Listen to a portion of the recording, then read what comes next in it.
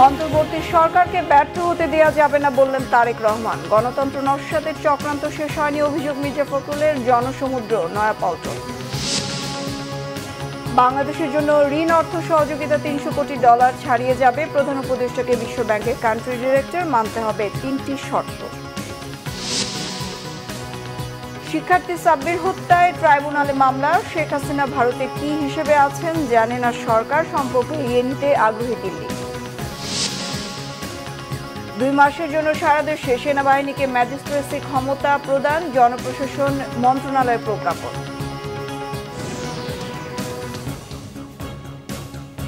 দেখছিলেন ground cement সংবাদ শিরোনাম, এবার বিস্তারিত। বিএনপির ভারপ্রাপ্ত চেয়ারম্যান তারেক রহমান বলেছেন, সংস্কার কার্যক্রমের পথ ধরে নির্বাচনী রোড ম্যাপে উঠবে দেশ।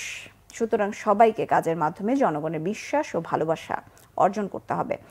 জনগণের সঙ্গে থাকার, জনগণকে সঙ্গে রাখার আহ্বানও জানান তিনি।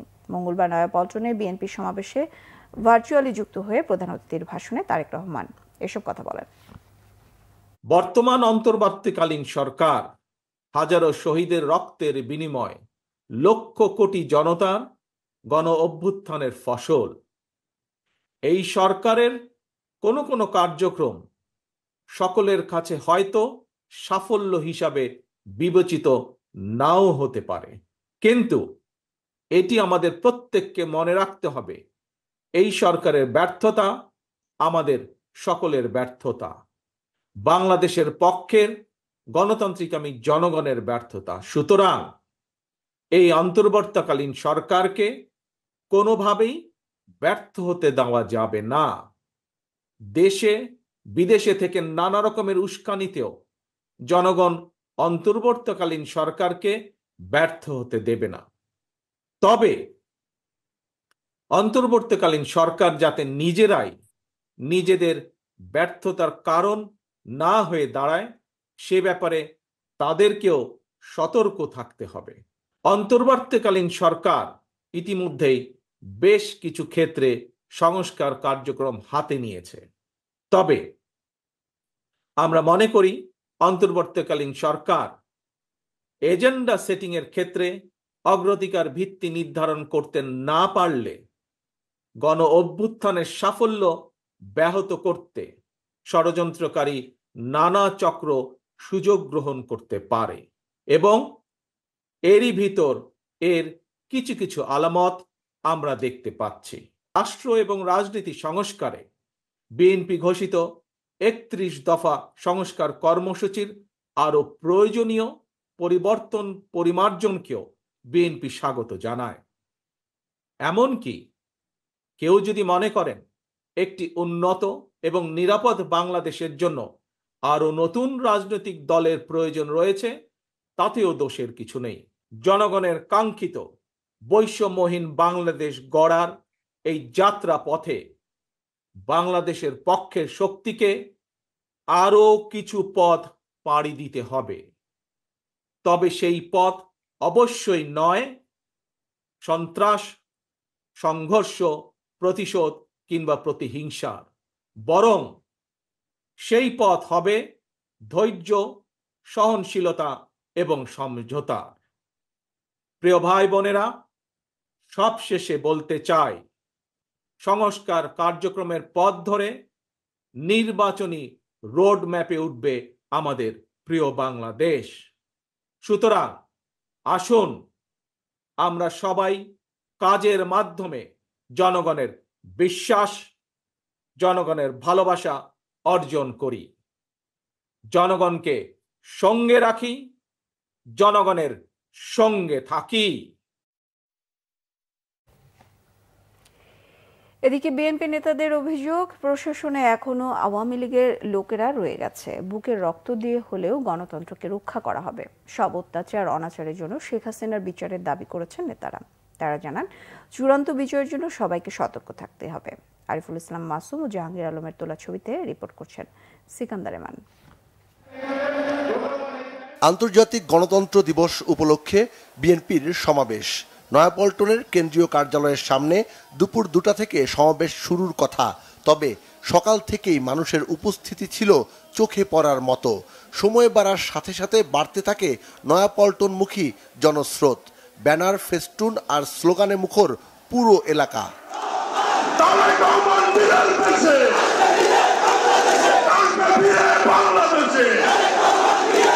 দুপুরে যখন সমাবেশ শুরু হয় তখন পল্টন ছাড়িয়ে লোক সমাগম ছড়িয়ে পড়ে আশপাশের সড়কে। বিএনপির ভারপ্রাপ্ত চেয়ারম্যান তারেক রহমান সমাবেশের প্রধান অতিথি, তাই নেতাকর্মীদের আগ্রহের মাত্রা ছিল অনেক বেশি। ভার্চুয়ালি নেতাকে এক নজর দেখতে বড় স্ক্রিনের সামনে ছিল নেতাকর্মীদের আগ্রহী দৃষ্টি। বিএনপি নেতারা জানান, দেশের জনগণ শেখ হাসিনার বিচার করবে, সব খুন গুমের বিচারও হবে। অন্তর্বর্তীকালীন সরকার এসেছে, তাদের গুরু দায়িত্ব গণতন্ত্র সুসংহত করা। অতি প্রয়োজনীয় সংস্কার শেষে নির্বাচনের আয়োজন তাদের মূল ম্যান্ডেট। গণতন্ত্র পুনরুদ্ধারের লড়াইয়ে আপনারা আমরা সবাই ছিলাম, এখনো আছি, ততক্ষণ পর্যন্ত থাকবো যতক্ষণ পর্যন্ত এদেশের মানুষ তার ভোটাধিকার ফেরত পাবে না, দেশের মালিকানা ফেরত পাবে না। কাজেই বন্ধুগণ, আমাদের সজাগ থাকতে হবে, ষড়যন্ত্রকে মোকাবেলা করতে হবে। সকল মানুষ তারা রাজপথে নেমে এসেছিল এবং সেই লাভার স্রোতে বাংলাদেশের সমস্ত অন্যায় অনাচার, খুনি হাসিনা তথা আওয়ামী লীগ ভেসে গিয়েছে। আমরা প্রয়োজনীয় সময় দেব, তার অর্থ এই নয় যে আজীবন আপনাদেরকে আমরা সময় দেব, এই কথাটা মনে রাখতে ভুললে হবে না। কিন্তু আপনার ওই বক্তব্যে মনে হচ্ছে আপনারা যে আজীবন ক্ষমতায় থাকতে চান, সেই চিন্তা করবেন না, সেই দুঃশাসন, সেই দুশ্চিন্তা করলে কিন্তু ভুল চিন্তা করবেন, করেন না। 1000 রাজনৈতিক দল করেন, কোনো অসুবিধা নাই।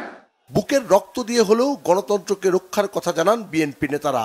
তারা জানান, ছাত্র জনতার আন্দোলনে মানুষ তাদের অধিকার ফিরে পেয়েছে, তবে মূল যে অধিকার, ভোটের অধিকার, এখনো প্রতিষ্ঠিত হয়নি। 16 বছর যে আন্দোলন করে আজকে যে অবস্থায় বিজয়ের দ্বার প্রান্তে, এই বিজয়কে সফল করার জন্য আমরা সকলে ঐক্যবদ্ধ থেকে, আমরা সাবধান থেকে অগ্রসর হতে হবে। আমাদের বিজয় এখনো হয়নি, বিজয় আমাদেরকে ছিনিয়ে দিতে হবে। সরকারের যারা দায়িত্বে আছে তাদেরকে অনুরোধ করতে চাই, এখনো আমাদের মধ্যে, সরকারের মধ্যে সেই ফ্যাসিলিটি সরকারের অনেক প্রেতাত্মা অবস্থান করছে। তারা সমস্ত যে প্রচেষ্টা আমাদের গণতন্ত্রে ফিরে দেওয়ার, সেই বাংলাদেশকে ফ্যাসিলিটি মুক্ত করবার, সেটাকে নস্যাৎ করবার জন্য তারা এখনো বসে আছে, চক্রান্ত করছে। এই চক্রান্ত থেকে রুখে দাঁড়াতে হবে। গণতন্ত্র দিবসে আজকে আমাদেরকে আবার সেই শপথ গ্রহণ করতে হবে, যেভাবে বুকের রক্ত দিয়ে আমাদের ছেলেরা এই সুযোগ সৃষ্টি করেছে, বুকের রক্ত দিয়ে হলেও আবার আমরা সেই সুযোগকে রক্ষা করবো, বাংলাদেশকে সত্যিকার অর্থে গণতন্ত্রের রাষ্ট্রে পরিণত করবো। প্রয়োজনীয় সংস্কার শেষে নির্বাচন এবং দেশের গণতন্ত্র প্রতিষ্ঠা করতে হলে সবাইকে ঐক্যবদ্ধ হবার আহ্বান জানান বিএনপি নেতারা। গণতন্ত্র, মানবাধিকার এবং আইনের শাসন প্রতিষ্ঠায় এতদিন রাজপথে আন্দোলন করে আসছিল বিএনপি ও তার সমমনা রাজনৈতিক দলগুলো। এখন দলটির নেতারা বলছেন, তারা এখন গণতন্ত্রের প্রকৃত স্বাদ দিতে চায় সাধারণ মানুষকে। সেই সঙ্গে মানবাধিকার এবং আইনের শাসন যাতে কোনো রকম ব্যাহত না হয়, তার জন্য বিএনপি দল হিসেবে সজাগ রয়েছে। একটি সুখী ও সমৃদ্ধশালী বাংলাদেশ গঠন করতে এবং দেশকে সামনের দিকে এগিয়ে নিয়ে যেতে সবাই এক হয়ে কাজ করবে, এমন প্রত্যাশা বিএনপি নেতাদের। সিকান্দার রহমান, বাংলা ভিশন, নয়াপল্টন, ঢাকা। শেখ হাসিনার দোসররা এখনো দেশ ধ্বংসের অপচেষ্টা চালিয়ে যাচ্ছে, অভিযোগ করেছেন ডাক, টেলিযোগাযোগ এবং তথ্য সম্প্রচার বিষয়ক উপদেষ্টা নাহিদ ইসলাম। মঙ্গলবার রাজধানীর বনানীর বিদ্যানিকেতন স্কুলে বৈষম্য বিরোধী ছাত্র আন্দোলনের শহীদ গোলাম নাফিজের নামে একটি ভবনের নাম ফলক উন্মোচন অনুষ্ঠানে তিনি মন্তব্য করেন। বলেন, জুলাই আগস্ট মাসের মতো গত 16 বছর থেকে দেশের মানুষের উপর নির্যাতন চালিয়েছে আওয়ামী লীগ সরকার। শহীদ নাফিসের ছবি দেখিয়ে বলেন, নাফিস শেখ হাসিনার হত্যাযজ্ঞের প্রতিচ্ছবি। নাহিদ আরও বলেন, এই অভ্যুত্থান কোনো দল বা গোষ্ঠীর নয়, এটি দেশের সকল জনগণের অভ্যুত্থান। শহীদদের স্মৃতিকে ধারণ করে মানুষের ভোটাধিকার, ন্যায় বিচার, সুশাসন নিশ্চিত করতে, নতুন বাংলাদেশ করতে সবার প্রতি আহ্বান জানান তিনি। শহীদ পরিবার এবং আহতদের চিকিৎসা দিতে এরই মধ্যে ফাউন্ডেশন খোলা হয়েছে। এখানে এরই মধ্যে 100 কোটি টাকা জমা হয়েছে। এ সময় সন্তানের স্মৃতিচারণ করতে গিয়ে আবেগ আপ্লুত হয়ে পড়েন শহীদ গোলাম নাফিজের বাবা। মাংসের টুকরা বের হয়ে গেছে, কিন্তু আমি বাবা হিসাবে সেটা দেখলে আমি সহ্য করতে পারি নাই। আমি এখনো ঘুমাইতে পারি না যে আমার ছেলের কি হয়েছে। আমি বলি আল্লাহ আমার চোখ বন্ধ করে দাও, আমি তো আমার ছেলের আর তুমি না দেখতে পারি। আমি বুঝতে পারি নাই যার ছেলে মারা গেছে তার কত কষ্ট। যে এমন একটা বাংলাদেশ, যে বাংলাদেশে আর কখনোই স্বৈরতন্ত্র ফ্যাসিবাদ ফিরে আসতে পারবে না। বারবার কি আমরা রক্ত দিব, বারবার কি জনগণকে প্রতারণা করা হবে, এই বিষয়ে কিন্তু আমাদের এখনই এটা ঠিক করতে হবে, যাতে এই অভ্যুত্থান কোনোভাবেই ব্যর্থ না হয়। এখনো ষড়যন্ত্র চলছে। আমরা হয়তো শেখ হাসিনা পালিয়ে গেছে, কিন্তু এখনো কিন্তু সরকার এবং সরকারের বাইরে বিভিন্ন জায়গায় আমরা জানি যে তাদের যে দোসররা রয়েছে তারা কিন্তু এখনো পরিকল্পনা করে যাচ্ছে। আমাদেরকে ঐক্যবদ্ধভাবে সেটা প্রতিহত করতে হবে। আন্দোলনের শহীদ পরিবারগুলো এবং আহতদের সহযোগিতায় যাত্রা শুরু করলো জুলাই শহীদ স্মৃতি ফাউন্ডেশনের প্রধান উপদেষ্টা ডক্টর মোহাম্মদ ইউনূসের ত্রাণ ও কল্যাণ তহবিল থেকে 100 কোটি টাকার চেক প্রদান করা হয়েছে। জুলাই শহীদ স্মৃতি ফাউন্ডেশন থেকে আহত শহীদ পরিবারগুলোকে এককালীন একটি আর্থিক সহযোগিতা দেওয়ার পাশাপাশি মাসিক ভাতাও দেওয়া হবে। মঙ্গলবার রাজধানীর ফরেন সার্ভিস একাডেমিতে সংবাদ সম্মেলনে তথ্য ও সম্প্রচার উপদেষ্টা নাহিদ ইসলাম বলেন, প্রধান উপদেষ্টা ত্রাণ ও কল্যাণ তহবিল থেকে 100 কোটি টাকা অনুদান নিয়ে যাত্রা শুরু করলো এই ফাউন্ডেশনের সভাপতি অন্তর্বর্তীকালীন সরকারের প্রধান উপদেষ্টা অধ্যাপক ডক্টর মোহাম্মদ ইউনূস এবং সাধারণ সম্পাদক শহীদ মুগ্ধর ভাই স্নিগ্ধ। আহতদের উন্নত চিকিৎসার জন্য সরকারের পাশাপাশি 7 সদস্যের এই ফাউন্ডেশনও কাজ করবে বলে জানান তথ্য উপদেষ্টা। ফাউন্ডেশনের অনুদানের জন্য দেশ বিদেশে সবার প্রতি আহ্বান জানান তিনি। শ্রম ও কর্মসংস্থান উপদেষ্টা আসিফ মাহমুদ সজীব ভুঁইয়া বলেছেন, নির্বাচন ও ক্ষমতার পালাবদলের জন্য গণ অভ্যুত্থানে অংশ নেয়নি জনগণ। ফ্যাসিবাদী ব্যবস্থার বিলোপ সাধনের জন্য তারা এতে অংশ নিয়েছেন। জানান, জনগণের ম্যান্ডেটে সেই সংস্কারের কাজ চলছে। মঙ্গলবার রাজশাহীতে জাতীয় পেশাগত স্বাস্থ্য নিরাপত্তা বিষয়ক গবেষণা ও প্রশিক্ষণ ইনস্টিটিউটের উদ্বোধন শেষে সাংবাদিকদের তিনি কথা বলেন। এ সময় উপদেষ্টা বলেন, বিভিন্ন রাজনৈতিক দলের সাথে বৈঠক হচ্ছে, এছাড়াও তাদের সাথে যোগাযোগ হচ্ছে যেন কোনো ভুল বোঝাবুঝির সৃষ্টি না হয়। দেশের সংস্কার শেষে নির্বাচন দিয়ে ক্ষমতা হস্তান্তর করা হবে বলে জানান উপদেষ্টা আসিফ মাহমুদ। এই অভ্যুত্থান হয়েছে স্পষ্টভাবেই ফ্যাসিবাদী ব্যবস্থার বিলোপের মধ্য দিয়ে জন্য। আমরা যদি যেই ব্যবস্থাটা বিদ্যমান আছে এটার সংস্কার না করে দিয়ে যেতে পারি, আমরা মনে করি যে সরকারি ক্ষমতায় আসুক, যে কোনো রাজনৈতিক সরকার, এই অটোক্রেটিক একটা সিস্টেমের মধ্যে সে নিজেও অটোক্রেটিক হয়ে উঠতে বাধ্য হবে। তো সে কারণে আমরা মনে করি এই সংস্কারটা অত্যাবশ্যকীয় এবং দেশের জনগণ যেভাবে দেশকে গড়তে চাইবে, দেশ পুনর্গঠনের সংস্কারের যেই প্রস্তাবনা মানুষের মধ্য থেকে উঠে আসবে সেটার বাস্তবায়ন করাটাই আমাদের দায়িত্ব হবে। এবং রাজনৈতিক দলের ব্যাপারে যেই রিউমার বা কথাবার্তা শোনা যাচ্ছে বা অনেকেই শুনতে চাচ্ছে আমাদের থেকেও, এটা আমরা এর আগেও স্পষ্টভাবে বলেছি, এখনই রাজনৈতিক দল খোলার কোনো অভিপ্রায় আমাদের নেই। বিশ্ব ব্যাংক বাংলাদেশকে নতুন করে আরো $2 বিলিয়ন সহযোগিতা দেওয়ার কথা জানিয়েছে। চলতি অর্থবছরে বিশ্ব ব্যাংকের ঋণ সহযোগিতা বাড়ানোর কথা জানিয়েছে বিশ্ব ব্যাংকের কান্ট্রি ডিরেক্টর আব্দুল্লাহ শেখ। মঙ্গলবার রাষ্ট্রীয় অতিথি ভবন যমুনায় অন্তর্বর্তীকালীন সরকারের প্রধান উপদেষ্টা ডক্টর মোহাম্মদ ইউনূসের সঙ্গে দেখা করে সব কথা বলেন তিনি। অন্তর্বর্তীকালীন সরকারের সংস্কার কর্মসূচির জন্য প্রয়োজনীয় সহযোগিতার আশ্বাসও দেন বিশ্ব ব্যাংকের এই শীর্ষ কর্মকর্তা। বিশ্বব্যাংকের কান্ট্রি ডিরেক্টর জানান, এই সহযোগিতা যত দ্রুত সম্ভব এবং যত পরিমাণ সম্ভব সবই করা হবে। ঋণ অর্থ সহযোগিতা মিলে তা $3 বিলিয়ন ছাড়িয়ে যাবে বলে আশা প্রকাশ করেন বিশ্ব ব্যাংকের এই কর্মকর্তা। এদিকে আর্থিক খাত সংস্কারে বাংলাদেশকে $100 কোটি ঋণ সহায়তা দেবে বিশ্ব ব্যাংক। এর মধ্যে পলিসি বেসড লোন হিসেবে $750 মিলিয়ন এবং ইনভেস্টমেন্ট লোন ও গ্যারান্টি ফ্যাসিলিটি হিসেবে $250 মিলিয়ন ঋণ সহায়তা দেওয়া হবে বলে জানিয়েছেন অর্থ উপদেষ্টা ডক্টর সালেউদ্দিন আহমেদ। মঙ্গলবার সচিবালয়ে বিশ্ব ব্যাংক প্রতিনিধিদের সাথে এক আলোচনা শেষে সাংবাদিকদের কথা জানান তিনি। উপদেষ্টা জানান, আগামী ডিসেম্বরের মধ্যে বিশ্ব ব্যাংকের বোর্ডে এই ঋণ অনুমোদন হওয়ার কথা রয়েছে। তবে ঋণ পেতে 3টি শর্ত পালন করতে হবে বাংলাদেশকে। অন্যদিকে কেন্দ্রীয় ব্যাংক জানিয়েছে, বেসরকারি খাতে অ্যাসেট ম্যানেজমেন্ট কোম্পানি করা, আন্তর্জাতিক মানদণ্ডে খেলাপি ঋণের নতুন সংজ্ঞায়ন করা, নতুন গঠিত টাস্ক ফোর্সের অডিট ফার্মের কার্যবিবরণী বিশ্ব ব্যাংকে উপস্থাপন করার শর্ত মানতে হবে বাংলাদেশকে।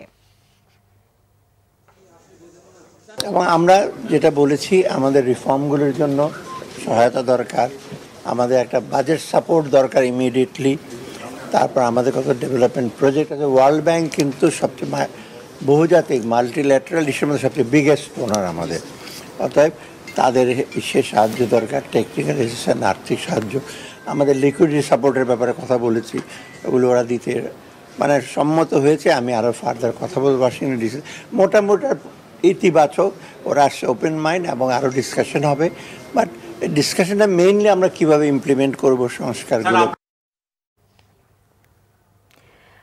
রাজধানীর উত্তরায় গুলিতে শিক্ষার্থী সাব্বির নিহত হওয়ার ঘটনায় সাবেক প্রধানমন্ত্রী শেখ হাসিনার বিরুদ্ধে মঙ্গলবার ট্রাইব্যুনালে মামলা করেছেন নিহতের বাবা।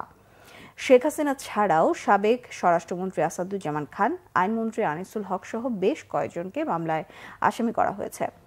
ট্রাইব্যুনালের চিফ প্রসিকিউটর জানান, যাত্রাবাড়ি, মিরপুর, উত্তরা, আশুলিয়ার মতো নির্মম হত্যাকাণ্ডের ঘটনাগুলো অগ্রাধিকার পাবে। আরও জানাচ্ছেন দীপন দেওয়ান। বৈষম্য বিরোধী আন্দোলনের সময় ঢাকায় বেড়াতে আসেন খুলনার একাদশ শ্রেণীর শিক্ষার্থী সাব্বির। এ সময় শিক্ষার্থীদের আন্দোলনে যোগ দেয় সাব্বির। 19 জুলাই রাজধানীর উত্তরা 7 নম্বর সেক্টরে পুলিশের গুলিতে নিহত হয় সে।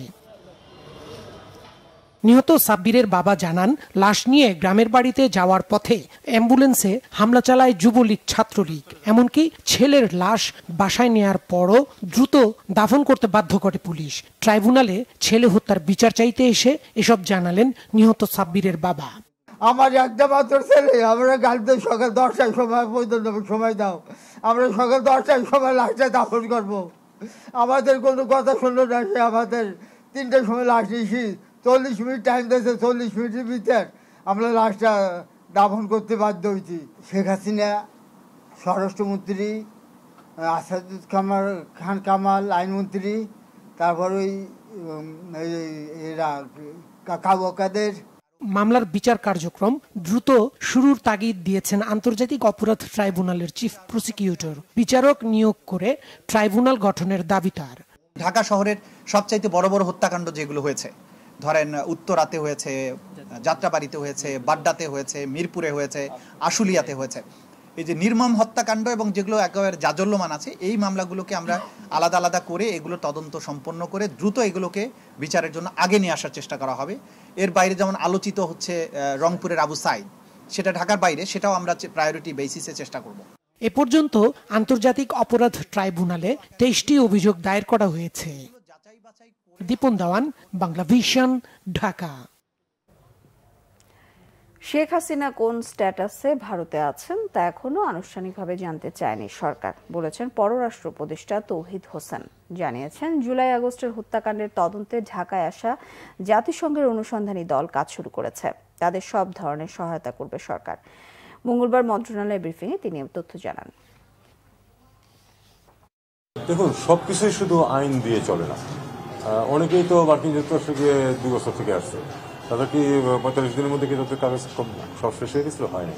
এখন ভারত সরকার তাকে আশ্রয় দিয়েছে, উনি ওখানে থাকছেন। আমাদেরকে এটা এইভাবেই দেখতে হবে, দিনক্ষণ না গুনে। না, আমরা অফিসিয়ালি কিছু জানি না। যেটুকু বলেছিলেন প্রথমে তাদের পররাষ্ট্রমন্ত্রী, যে উনি এসছেন, খুব তাড়াতাড়ি তাকে আশ্রয় দিতে হয়েছে। আমি কোনো অফিসিয়ালি তাদেরকে কিছু বলিনি। সাম্প্রতিক গণ অভ্যুত্থানের সরকার পতন সহ যা কিছু হয়েছে তা বাংলাদেশের অভ্যন্তরীণ বিষয় মন্তব্য করেছেন ভারতের পররাষ্ট্রমন্ত্রী এস জয়শঙ্কর। বলেছেন, বাংলাদেশে যা হয়েছে তা তাদের নিজস্ব রাজনীতি। এ নিয়ে ভারতের মন্তব্য করা ঠিক হবে না বলেও মনে করেন এস জয়শঙ্কর। ভারতের প্রধানমন্ত্রী নরেন্দ্র মোদীর তৃতীয় মেয়াদের 100 দিন পূর্তি উপলক্ষে মঙ্গলবার এনডিটিভিকে দেয়া সাক্ষাৎকারে বাংলাদেশ প্রসঙ্গে এসব কথা বলেন ভারতের পররাষ্ট্রমন্ত্রী। প্রতিবেশী হিসেবে বাংলাদেশের সাথে ভারত স্থিতিশীল সম্পর্ক অব্যাহত রাখতে চায় বলেও জানান। এস জয়শঙ্কর বলেন, দুদেশের সম্পর্ককে আরও এগিয়ে নিতে চায় ভারত। ঢাকার সাথে দিল্লির ব্যবসা বাণিজ্যের সম্পর্ক রয়েছে। একই সঙ্গে দুই দেশের জনগণের মধ্যেও ঘনিষ্ঠ যোগাযোগ রয়েছে উল্লেখ করে এই সম্পর্ক ও যোগাযোগ আরও এগিয়ে নিতে ভারত আগ্রহী বলে মন্তব্য করেছেন ভারতের পররাষ্ট্রমন্ত্রী।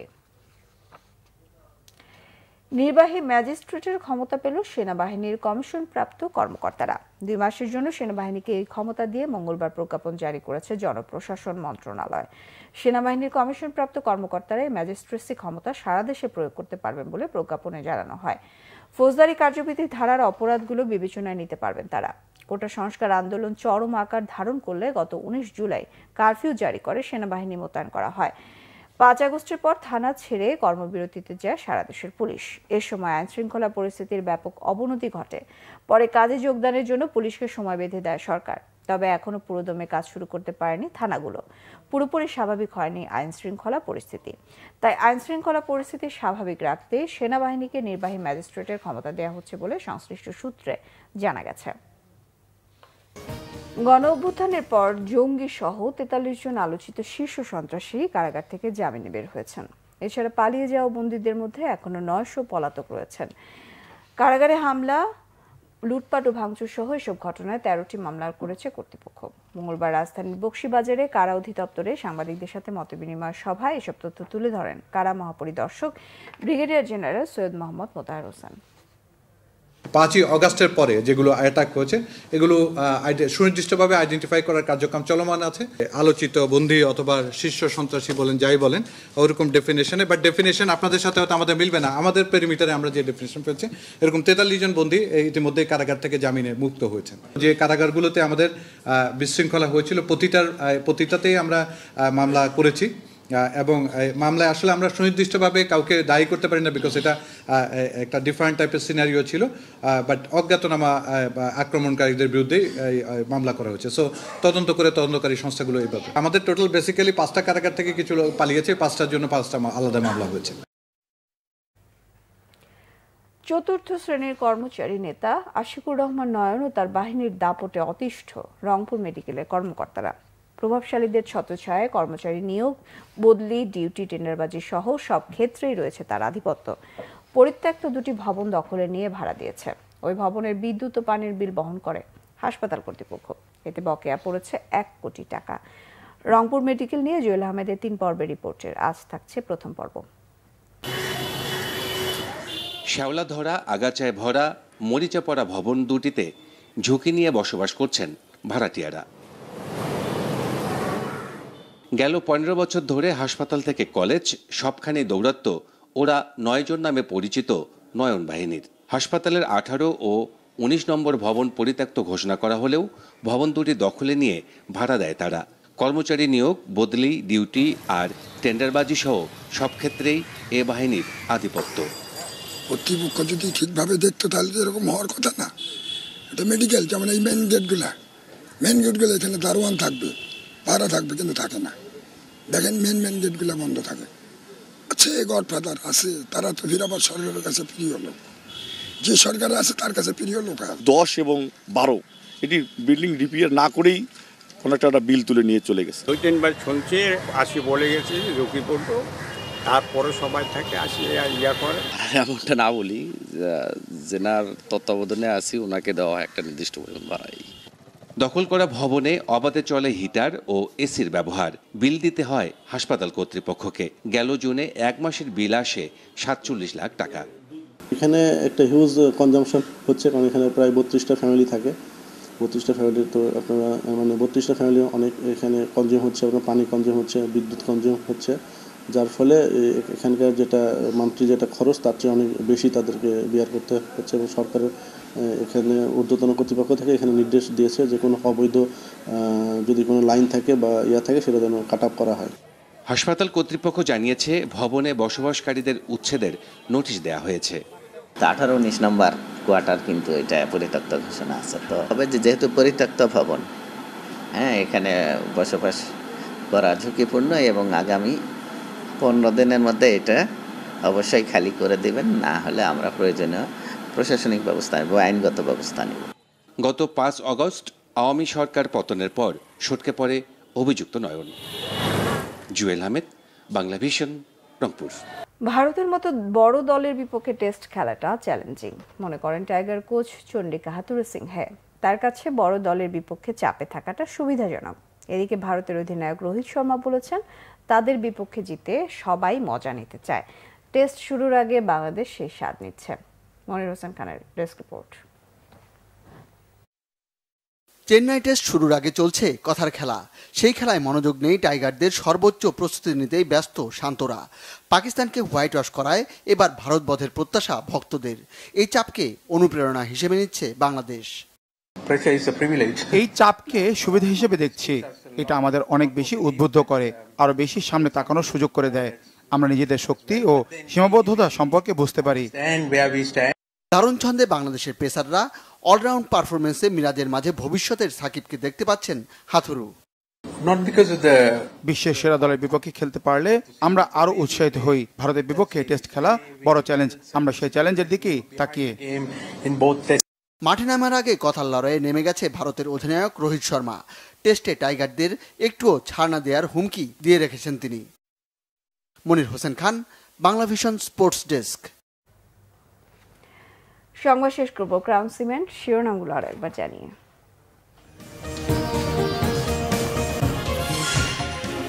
অন্তর্বর্তী সরকারকে ব্যর্থ হতে দেওয়া যাবে না বললেন তারেক রহমান। গণতন্ত্র নস্যাতের চক্রান্ত শেষ হয়নি অভিযোগ মির্জা ফখরুলের জনসমুদ্র নয়াপল্টন।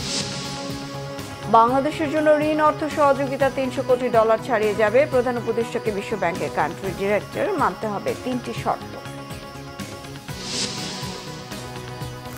শিক্ষার্থী সাব্বির হত্যায় ট্রাইব্যুনালে মামলা। শেখ হাসিনা ভারতে কি হিসেবে আছেন জানে না সরকার, সম্পর্ক এগিয়ে নিতে আগ্রহী দিল্লি।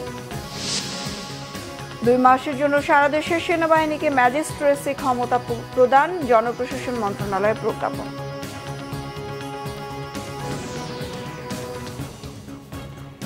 এই ছিল এখনকার মতো। পরের সংবাদ সকাল 10টায়। 9টায় রয়েছে নিউজ টপ 10 দেখার আমন্ত্রণ রইল। এছাড়া বাংলাভিশন সংবাদের সংবাদ সংশ্লিষ্ট অনুষ্ঠান দেখতে ভিজিট করুন www.bbnews24.com ও facebook.com/banglavisionnews। সাবস্ক্রাইব করুন youtube.com/banglavisionnews। সঙ্গে থাকায় ধন্যবাদ সবাইকে।